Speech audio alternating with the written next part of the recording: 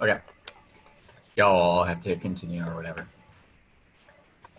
So today I'm going to cover what even is a robotics PhD, and what does that kind of cover. I know y'all are going over what is a PhD and postdoc and stuff like that. I kind of have that on here. So I'll kind of skim through it here and there, and just stop me and ask any questions you have. I don't like presentations personally, so I'll be doing like interactive parts of this presentation, which reminds me I need to join this on my iPad. 1 second. 2020. Where is robotics? Here it is. God, there's going to be another person joining. All right. So robotics actually has a bunch of different fields. So robotics is one of the most general terms in the entire world, because robotics is kind of all over the place. You can categorize robotics into kind of two different things, or people who do research typically categorize themselves into at least a couple of these things, either into a fundamental problem of robotics or a domain inside of robotics. So I'll kind of cover the fundamental problems that we do in robotics. There's a lot. The bottom left here, I'm just going to go over the pictures because it's more fun than going over the words. The bottom left here is called swarm robotics, or multi-robot systems. You'll also hear.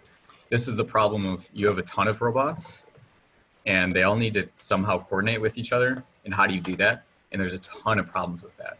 This is actually what my advisor, Maya Matark, worked on in her PhD. She did behavior-based control and stuff like that. If you have any questions about that, feel free to ask. Also, if you have any questions for me, even after the presentation, feel free to Slack me them. Except for Jacob and Annika, you're not allowed to Slack me. So the next one is actually called soft robotics. So most robots at the end of the day, right, are just computers inside of, there's just a bunch of computers inside of some mechanical hardware, typically that has motors and some solid legs and joints and stuff like that. Soft robots are, instead of having solid motors and joints, it's how do you do different types of, what they'd say is like actuation. So how are you going to move other types of soft things to get them to do what you want? So this right here doesn't actually have any motors. And sometimes they'll do it by like filling air or sending electrical signals through different types of materials.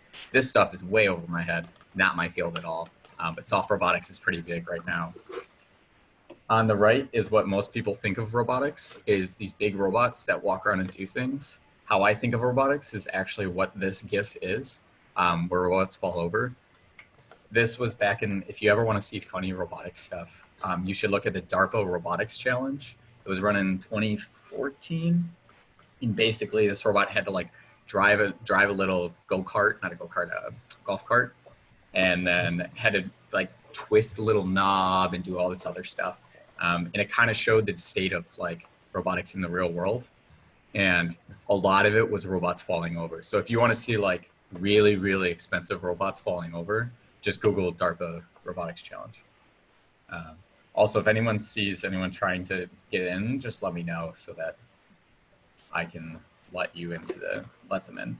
We can't see the waiting room. Oh, great. All right, well, I'll just keep checking it. So, whoops. Above that, right here is robots in simulation. So this is, on the left side, is a simulated physical robot. So what my perception of what people think robots is a lot of real robots moving around and doing stuff. And in reality, what you do a ton of in robotics research is you do robotics in simulation, where you have physics simulator and you're trying to like kind of like simulate, for the lack of a better word, a real robot.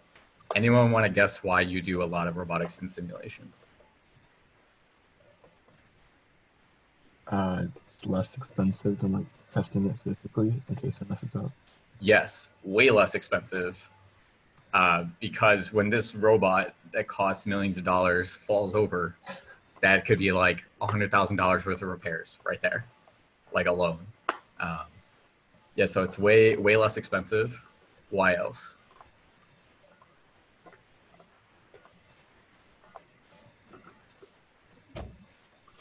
efficient maybe than resetting up your physical system every time? Yes, resetting up your physical system is obnoxious. There's a PhD student who I believe just graduated from the lab next to ours in RASC, in the robotics autonomous systems. No, that's the other thing. That's RESL, Robotic Something Systems Laboratory. They do like underwater robotics and a couple other types of robotics.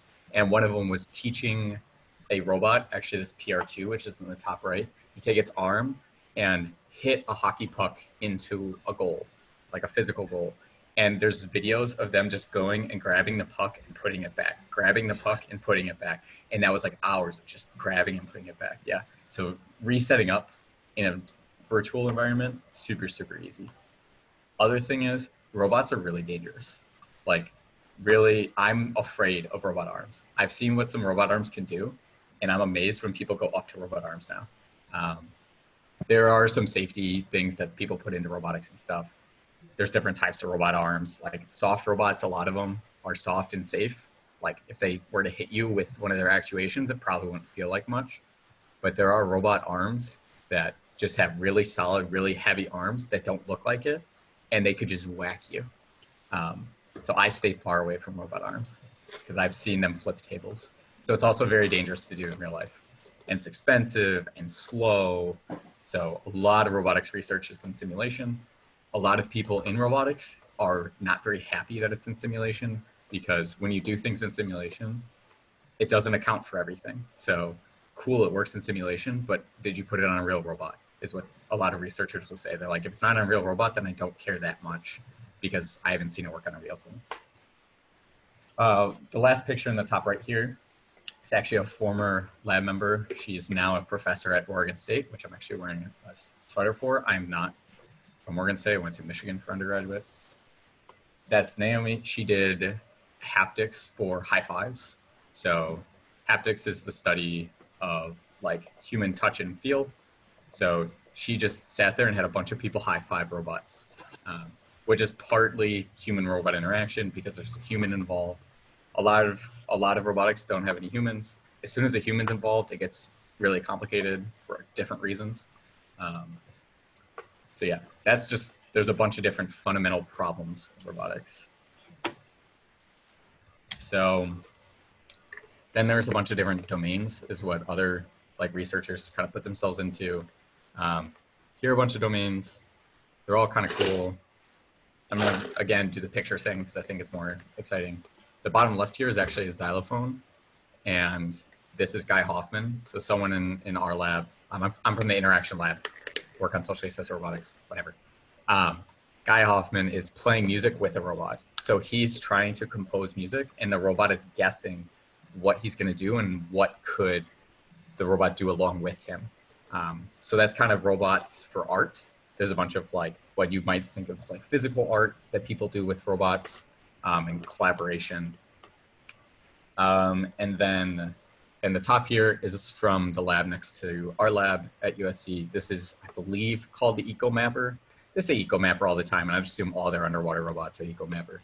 Essentially what you do is you take a robot, this robot you've been doing in simulation, and how it's been described was you take this robot, you put it into the ocean, and you hope it comes back. This really expensive robot. I mean, you do a ton of testing beforehand, a ton of simulation, and a ton of other stuff. But like underwater robotics has a completely different set of problems because like certain cameras don't work because there's no light that goes down to the bottom of the ocean. So you can't just use your typical cameras and other sort of sensors.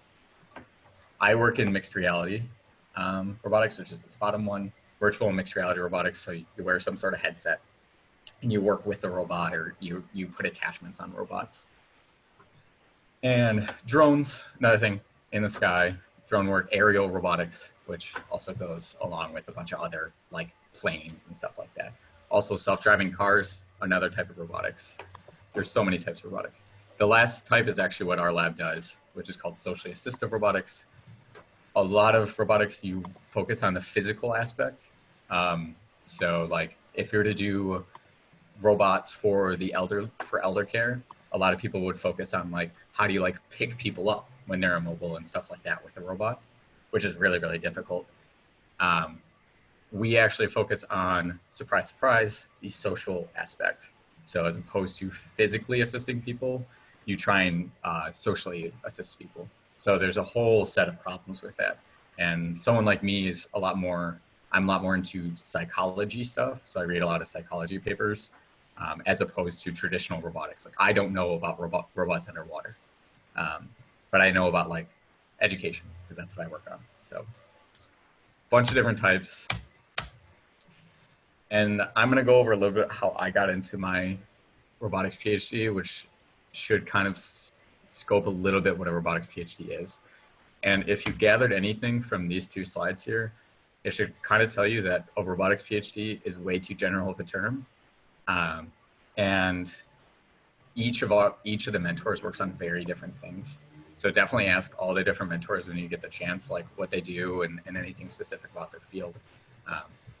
Robot surgery and a bunch of other stuff. Yeah, you can look at those. So I'm going to speak from my experience and what I do. Hopefully that scopes some stuff, and I'll try and keep it general.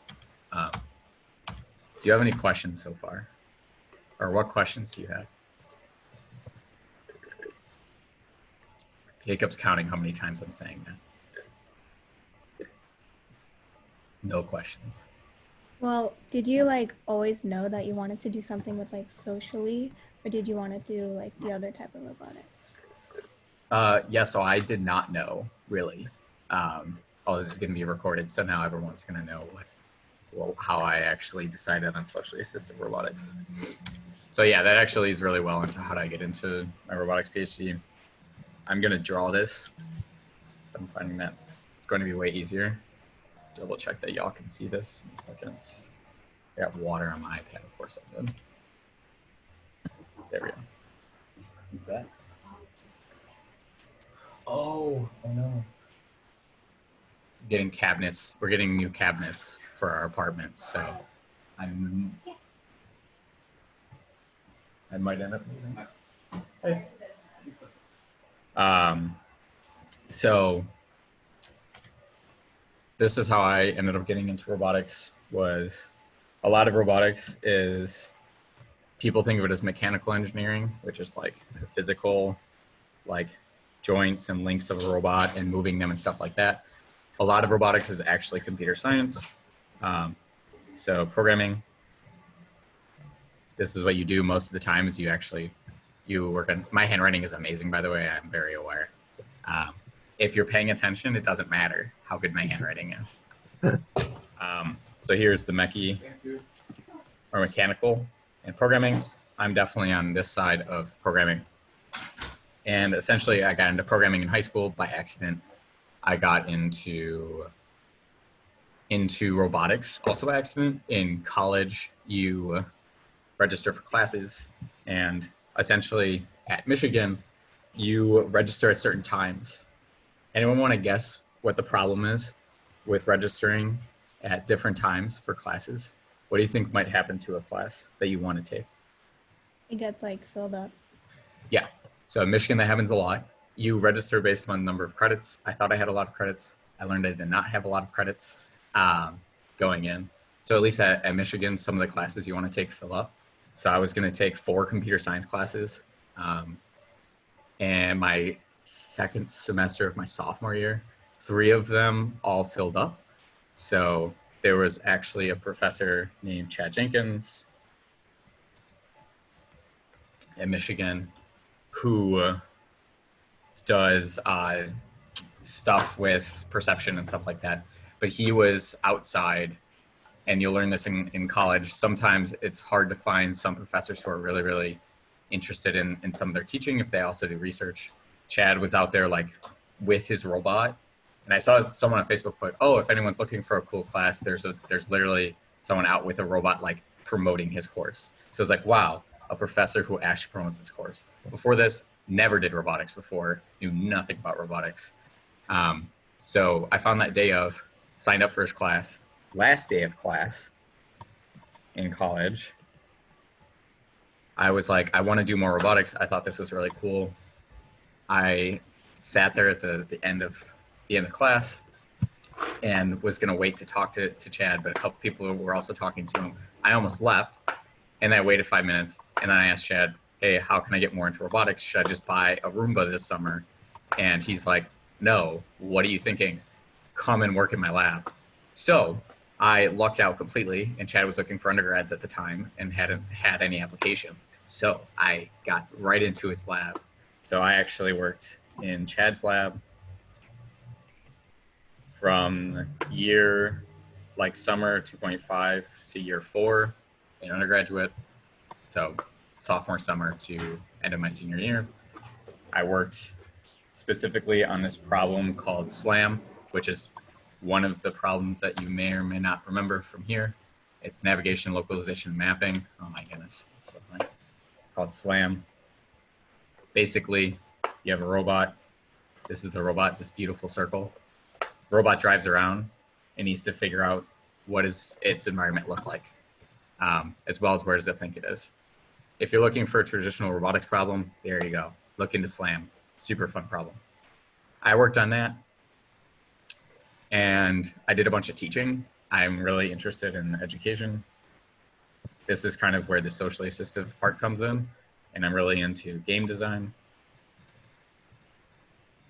And in undergraduate, I did robotics. So I really wanted to teach. This is the big reason I wanted to do a PhD, because to be a professor in college, it's not necessary, but it helps a lot to have a PhD in order to be a professor. So I was looking for labs that did robotics in particular. And then I learned about human-robot interaction, which is robotics plus humans. I thought it was less technical. It is not less technical. It's less technical in other ways, but there's a lot of other problems.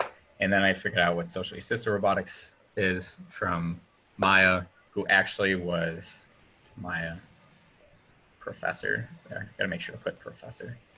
Maya Matarik. If you ever see Maya's name, it's Maya, not Maja.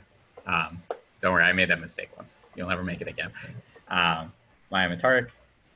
And she invented the field of socially assisted robotics. I talked to her and I basically said, yeah, I like game design, education, and robotics. And she's like, okay, that really fits our lab. And then I wanted to do research on education in robotics. So that's kind of how I ended up into the social side of robotics, as opposed to the more traditional, like I call it traditional. I can't think of a better word off the top of my head right now. Traditional robotics being like you have robot trying to pick things up and move them and stuff like that. Any questions? Yes, number 5. Thank you, Jacob. So that's how I got into robotics, and basically there's Chad and Maya are really big influences in that. So clear this. So what is the goal of a robotics PhD student? Essentially, you want to come up and answer some research question related to one of the above things, and the aboves being like these. And how do you go about do that? What do I do in my day-to-day life? Is probably really what you're wondering. What do I even do? I'm like a PhD student. I actually just oversee Shine students all day. It's fantastic, super fun. Obviously don't. What do y'all think I do on a daily basis? Just out of curiosity. Just so I can get like a good idea of what you generally think. I think you program a lot. Yeah, a lot of programming. What else do you think I do? Test like a bunch of new approaches, maybe see if it goes somewhere. Test a bunch of approaches. Look at this amazing handwriting. Test a bunch of approaches to problems. Yep. What else do you think I do?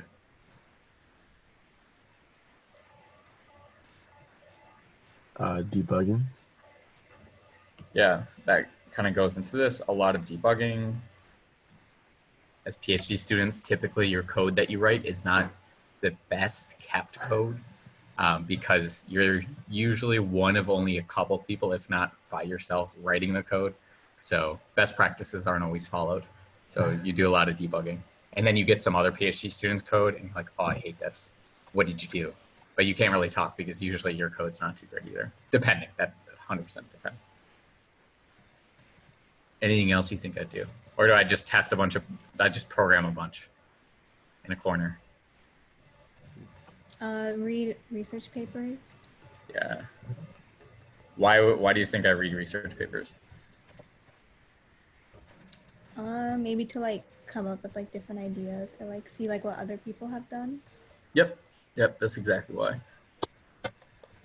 Anything else you think I do?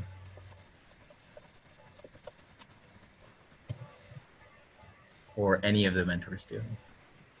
We just read and program, right? You answer a lot of emails. But no matter what you do in the rest of your life, once you go to college, at college and beyond, that's what you do in almost any job. You answer a lot of emails. All right, I'm gonna actually do a different screen share. I'm gonna have screen share on this.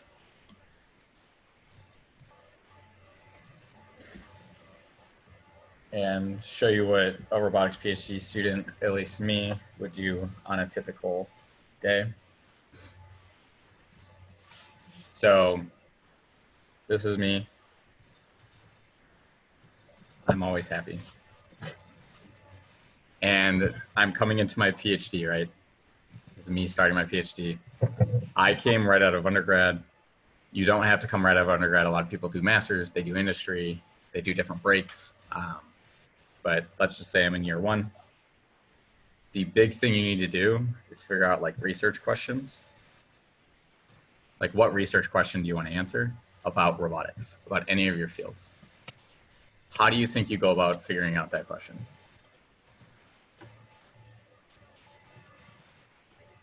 You just sit there and ponder and think really hard? Is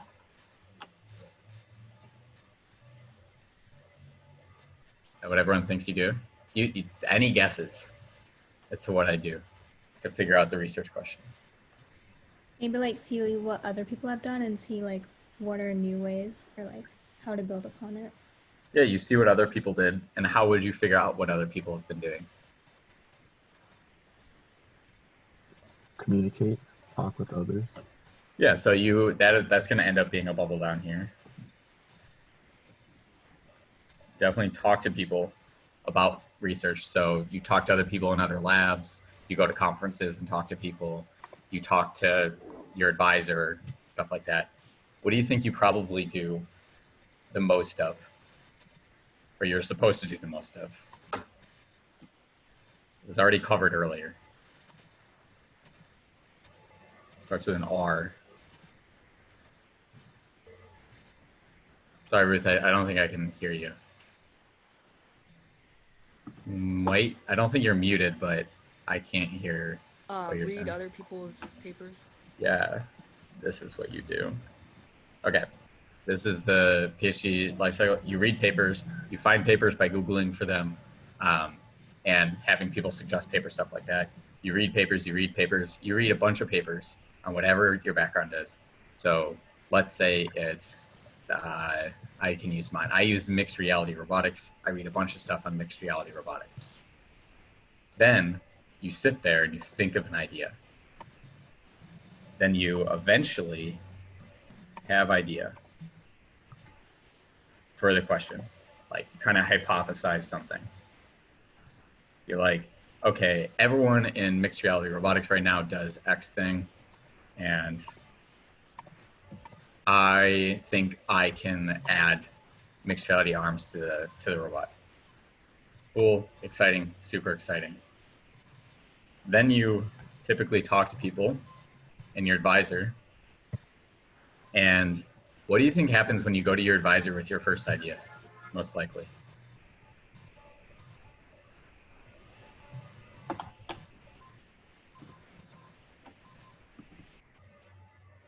Anyone have an idea? Do you think your advisor is like, yes, this is the perfect idea.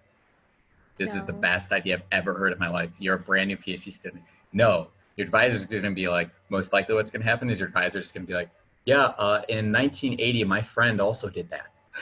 And you're like, cool, great. Glad I thought of a problem that was solved in 1980.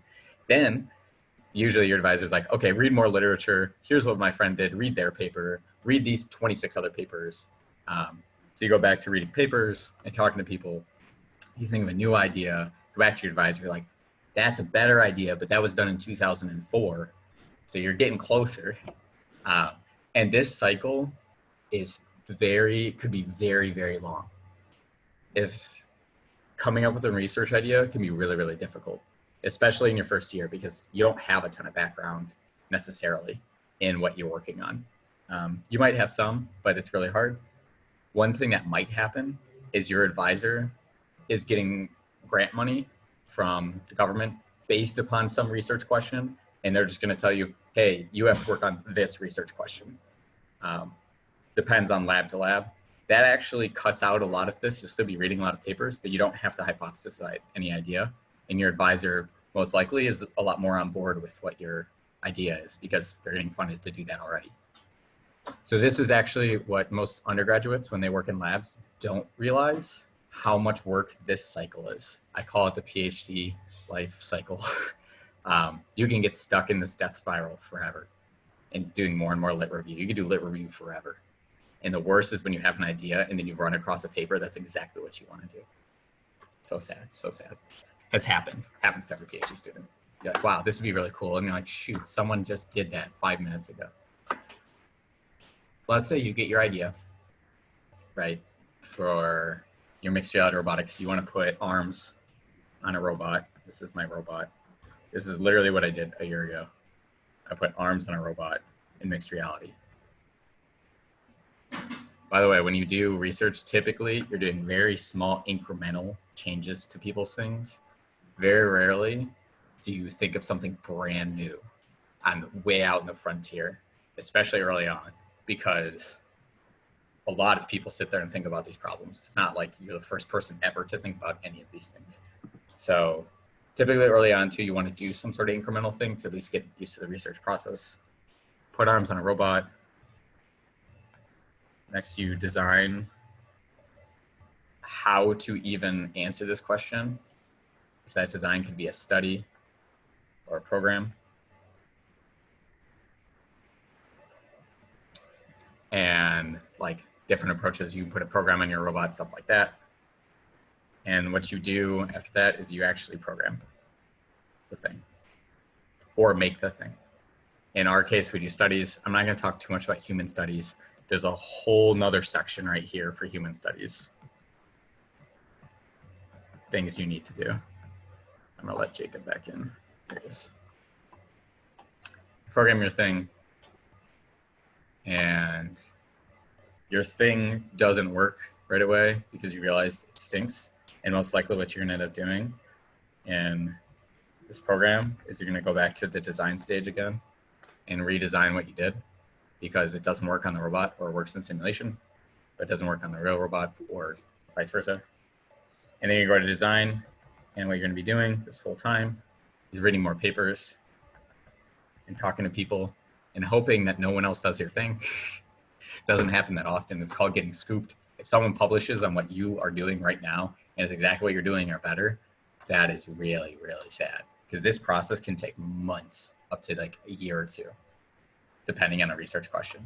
So this whole time you're talking to people and reading more papers, getting more ideas. You iterate, you program, you iterate, you fix bugs in here. I actually don't do a ton of programming in our work because human studies. Remember when I said HRI has its own set of problems? Human studies and designing and putting all that together is a lot of extra work. Your program, you actually run the thing either on the robot, and typically you are collecting data. Run the thing on the robot, you collect data. You have all this data, this big data set of all this stuff, these big Excel files essentially, CSVs, blah, blah, blah. Then you analyze your data. Typically in robotics, if you're doing like more traditional robots, you have some sort of benchmark. You run like your program. I'm going to do Y program. And you also sometimes run other people's programs, O programs. collect a bunch of data, and you analyze this data. So in traditional robotics, a lot of times you're checking your programs like accuracy and all these other things versus other people's programs. Sometimes there's benchmarks. Usually they're synthetic benchmarks, as in they're simulated. Why would benchmarks be simulated, I think? Why aren't benchmarks necessarily on real robots? Benchmarks meaning like, you get a score, like you run it, and essentially your program gets a score of how good it did.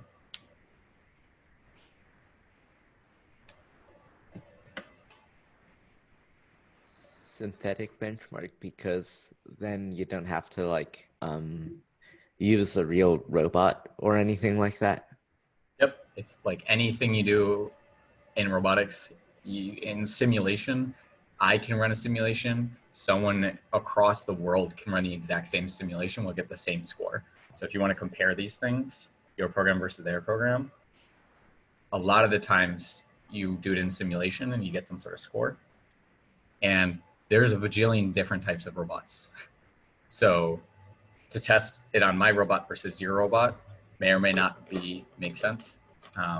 Sometimes you get those benchmark scores. You get benchmarks from other people's papers. So you say, I don't know, someone in Kansas did something with this PR2 robot where they're trying to pick up blocks. That's a common problem in robotics all the time, picking up blocks. You'll see so many picking up blocks papers. And it says it takes this long to move blocks this far and get the robot to do this. Our program used a similar robot and it took this long. So you need some way to validate your research, usually with other people's programs or other benchmarks in other papers. This is the same thing in human-robot interaction. We benchmark either within our studies, we have some sort of control group where the robot does nothing almost, and then a not control group, experimental group, where the robot does different things, and we measure people's trusts in surveys and stuff. Traditional robotics, you collect data for benchmarks, like how fast did the robot do this, blah, blah, blah, blah. Analyze that data. This stage can actually take a long time. Also, this whole time, what do you think you're doing, or you're supposed to be doing? Reading papers. Yes, you're supposed to be reading papers and talking to people, because like this is a very iterative thing. You analyze all your data. What do you think you do after that?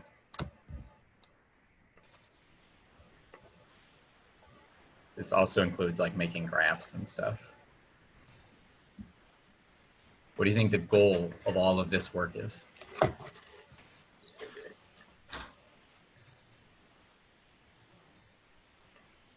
To answer the question. Yes, you want to answer your research question, right? But you have all this data and you really hope the data supports what you hypothesized in the first place. Sometimes it doesn't, sometimes it does. And what do you think the goal of a PhD student is in a lot of ways? Anyone have any ideas? No idea. A paper. Yeah, you write a paper. You're going to write a paper on all of this work, right? So in my undergraduate, I didn't write that many papers. This is my worst skill by far, is writing papers. I can sit there and program all day, but like I can literally program for like 10 hours straight, and that's why I did an undergrad, stuff like that. Not saying you have to do that at all, but writing papers, I can write like 2 paragraphs and then it's like exhausting. And when you write your paper, you have to remember all of those papers that you read because you have to cite their papers. So you have to be like, the person in Kansas, whatever. I don't know why I'm choosing Kansas. My friend's moving there, that's why. Well, actually, he's moving to Missouri, which is Kansas City. You have to cite them in your background section to be like, your papers, it's all about writing a story. And the story is, hey, robot arms really need to pick up blocks because of X thing. Look at all these people and approaches for people picking up blocks. Our approach is better because X. Here's the data that shows that, right? But you need to write it in like 8 pages. And typically you submit that to either a conference or a journal. those are two different things. They'll cover that in Shine, like the other talks or whatever. We have a bunch of robotics conferences. Ones you'll hear a lot of are IROS or ICRA.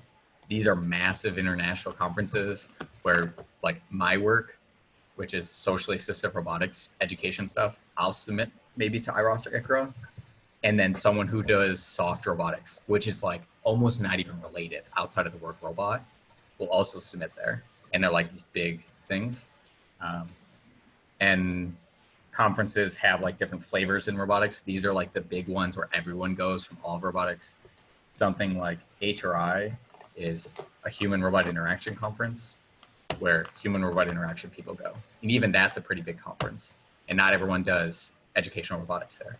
So, and like we submit also to psychology conferences, stuff like that. And then you have like NeurIPS and stuff like that, which is like machine learning stuff. So here's actually what a PhD student does on kind of a daily-ish basis. You answer a lot of emails, and you might have one research thread. I have multiple research threads, so I'm doing this process for a couple different things. You also collaborate with different robotics students, right? Other PhD students. I oversee undergraduates, stuff like that. What questions do y'all have about this so far?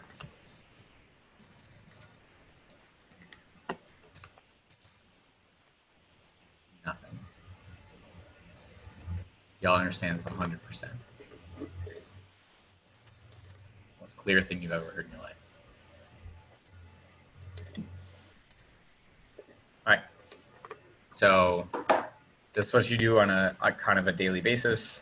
And then what was I can move back to the presentation now on this computer. So that's what you do on a daily basis. A lot of it is in simulation again. A lot of robotics simulation because it's safer, cheaper, easier. And literally, if you look at this, you'll notice there's something called field robotics, which is literally the study of putting robots in fields, like big fields and outside.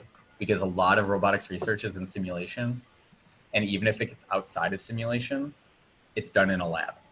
So a lot of algorithms work really well in these nice formed labs, but they do not work well outside.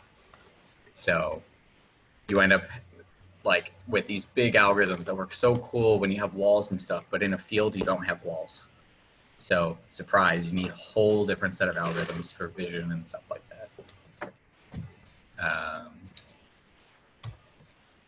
Any questions on that? No. All right, here's kind of the path to PhD that people think about. It's the only way. It is not at all the only way. People think you do an undergrad degree, typically in engineering, but you don't have to do one in engineering. We have people from the life sciences actually who are in our field, and they don't do a ton of programming necessarily, but they do a lot of psychology development. You do some master's degree, which is after your undergrad, and then you do a PhD, and then you might do a postdoc, which is after your PhD, you go back to a lab and you're kind of like a super PhD student, where you might oversee parts of the lab and stuff like that. And then you go for your job. Here are just like 3 different things that there's a ton of different things. Here's what would be like kind of the traditional route of what people think. Here's something I know someone literally did. They did undergrad degree, they went to industry, they made money. In your PhD, you don't make very much money in robotics, relative to what the job market is, at least right now. So some people go straight to industry, make money, save money, and then in your PhD, you don't have to worry as much about money. Not like you're like really, really worried about money all the time, but it is a consideration for a lot of people. Then they'll do a master's degree, or they'll skip the master's degree and just go straight to the PhD. So I did undergrad degree and straight to my PhD degree. And these rough numbers are very rough. Your PhD can take anywhere. I know someone who finished in like 2.5 years. And in our lab, I think someone finished in 8 or 9. So it all depends if you've come up with your research question, if you've run the thing. And to graduate from your robotics PhD, you and your advisor just need to basically say, yes, you're ready. You've published enough papers. You've done enough research. So there is no hard, like, you need this many conference papers or this many citations. It's just, do you think you're ready? And does your advisor think you're ready? And after PhD in robotics, you can go to industry or academia. Industry, you're doing a bunch of engineering problems. In robotics specifically, you might be doing robotics research, like at a Google or something like that. The better thing about robotics work in industry is you have more money typically than a lab does, as well as more people working on problems. So in a lab, you might have 1, 2, 3 PhD students maybe working on something who have like grant money, or you can be at Google and have 5 to 10 people working on something and they have bajillions of computers they can run everything on.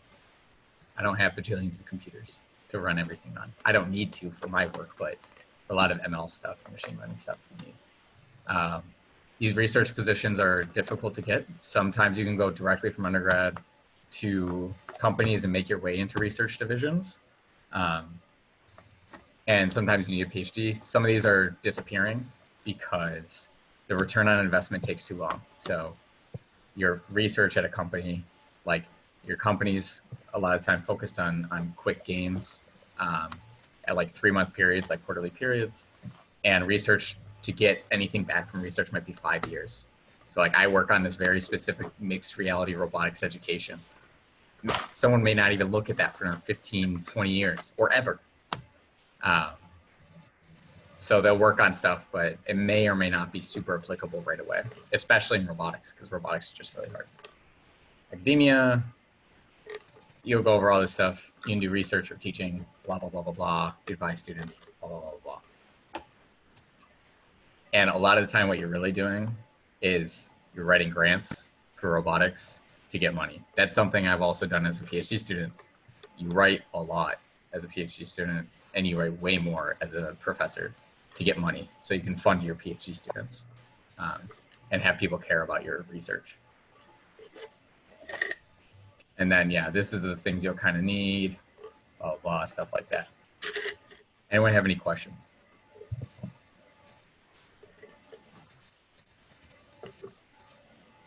I think that's 7. I hate you. Worst part is this is recorded, so you can actually go back and count. No questions. What languages do you usually use to program the robots? What a segue. Almost like I messaged you. I didn't actually message you. So to program robots, use something called the most cited thing will be ROS. This is the Robot Operating System. It's a terrible name, in my opinion. So if you remember, a lot of robots are just computers. And a lot of time you need either robots to talk to each other or you need a robot to talk to a different computer. And internally, you might have 20 different robot programs who all need to talk to each other. Like you have something that is controlling the wheels moving. And you have a different program controlling what's mapping, stuff like that. To do communication between those programs internally in your robot, as well as programs across robots to communicate across robots, you use something called ROS. It is robotic middleware.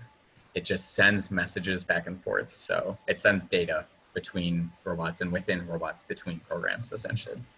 There's a publish subscribe system. I specifically use Unity, which is actually a game development platform, game engine. A lot of tools you use in robots are actually similar to this. Unity is just more built out. A lot of topics in games actually correlate a lot to topics in robots, like navigation of AI. Slam, not as much, but picking things up, putting things places, physics, stuff like that, and a lot of transforms. If you want to learn anything to get into robotics in your undergraduate, you should be getting into, oh, you know what, I can draw already on this. I know what I'm doing. These are the topics are going to be linear algebra, which is the study of like matrices and stuff like that.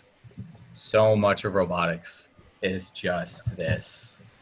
if you understand linear algebra, it will really help you in robotics. That's what my old advisor, Chad Jenkins, was really into. He is really, really cool if you want to learn about like some cool stuff. This is probably him like literally talking. I don't know. Chad's really cool though. He harped on doing linear algebra. You need typically other skills are probability and statistics. I know basic probability and basic statistics. It helps to know them, but like you learn those over time. Some calculus is helpful. Again, I stink at math, so take that as what you will. And then, I mean, programming is going to help a lot. Like this and this are going to be your big things to get into robotics. If you can do both of those things, that'll help. That'll help even with these things a lot with calculus and probability statistics. That's what robotics really is. And then there's the whole mechanical side. I can't speak to the mechanical side of robotics because I don't work on mechanical things. There's a whole set of stuff like that. I'm trying to think of what else I even program in. Use Python, C++. That stuff may even change in the next few years. It doesn't really matter. As long as you know one language, you can always pick up more languages. The hardest language to learn is your first language. So I don't think if there's anything else. No, there's other stuff.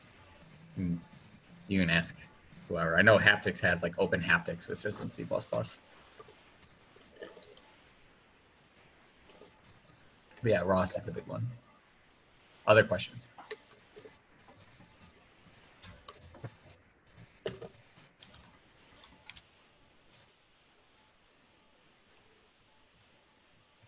No other questions.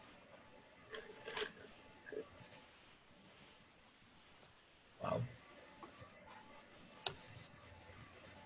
I have questions for y'all, but I'll stop the recording because I don't think those will matter as much.